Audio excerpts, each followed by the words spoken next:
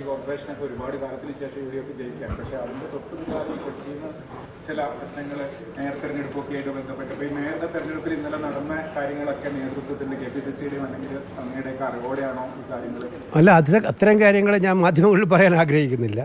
മേയറുമായി ബന്ധപ്പെട്ട ചർച്ചകൾ ഇപ്പോൾ സ്വാഭാവികമായിട്ടും തീരുമാനം പാർട്ടി എടുത്തു കഴിഞ്ഞിട്ടുണ്ട്. ആ തീരുമാനത്തെ എല്ലാവരും അംഗീകരിക്കും എന്നുള്ളതാണ് ഞാൻ മനസ്സിലാക്കുന്നത്.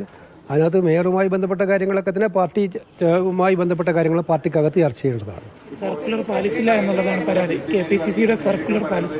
പ്രസിഡന്റ് ജനാധിപത്യപരമായ ഏകപക്ഷീയമായി തീരുമാനം എടുത്തു, അല്ലെങ്കിൽ കൗൺസിലർമാരുടെ ഒരു അഭിപ്രായം തേടുന്ന സാഹചര്യം ഉണ്ടായില്ല, പാർലമെന്ററി പാർട്ടിയിലെ ഭൂരിപക്ഷം നോക്കിയില്ല എന്നൊക്കെ.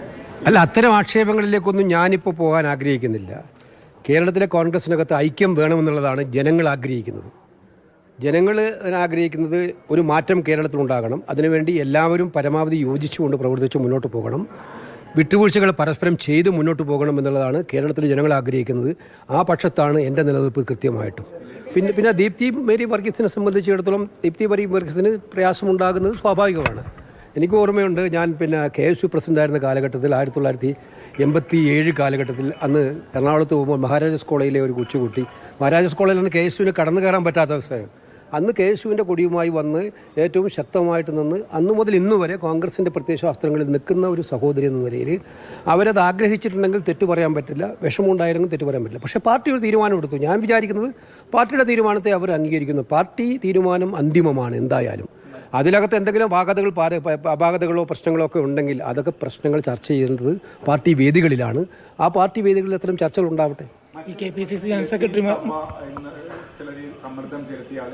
അതൊന്നും ഞാൻ വിശ്വസിക്കുന്നില്ല. അങ്ങനെ കോൺഗ്രസിൻ്റെതായ രീതികളുണ്ട് തിരഞ്ഞെടുപ്പിൽ. ആ രീതികൾക്ക് അനുസരിച്ച് കോൺഗ്രസിൻ്റെ സ്വഭാവം നിങ്ങൾക്ക് എല്ലാവർക്കും അറിയാം. എല്ലാ സമൂഹങ്ങളെയും എല്ലാ സമുദായങ്ങളെയും ഉൾക്കൊള്ളുന്ന പാർട്ടിയാണ് കോൺഗ്രസ്. ഒന്നിനോടും കടക്കു പുറത്തെന്ന് പറയുന്ന ഒരു പാർട്ടിയല്ല കോൺഗ്രസ്. എല്ലാവരെയും ഉൾക്കൊള്ളും.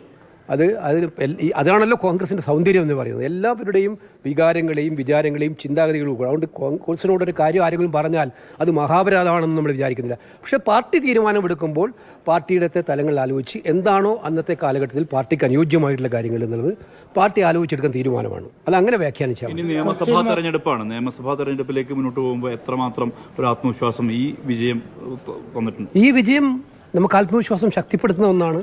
അല്ലാതെ തന്നെ തദ്ദേശഭരണ സ്ഥാപനങ്ങളെക്കാൾ ഏറെ ജനം മാറ്റം ആഗ്രഹിക്കുന്നത് കേരളത്തിലെ സർക്കാർ മാറണമെന്നാണ്.